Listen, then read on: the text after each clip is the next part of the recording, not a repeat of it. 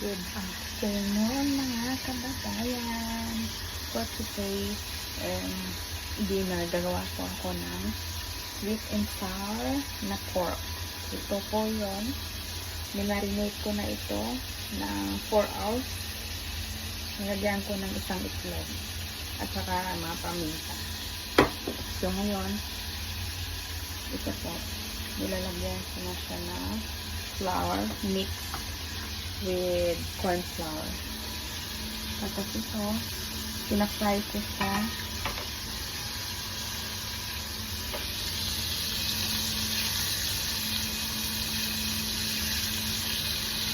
Dito ko siya pinafry sa maliit na pot kasi para hindi masayang yung mantika.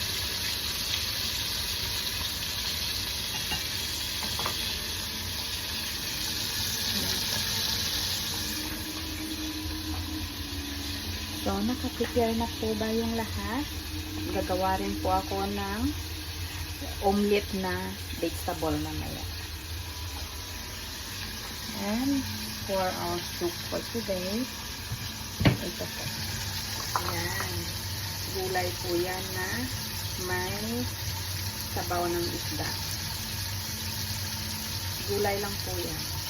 Kasi, puro gulay lang yan kasi pinakuluan ko yung isda, tapos sinala ko yung sabaw lang, yung soup lang, ihahalo ko dito sa vegetable.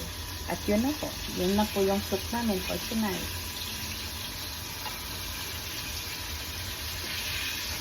Kayo po, ano po ang hinahanda ninyo ngayong dinner?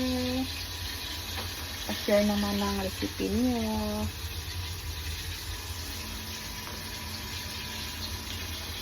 So, let's finish this.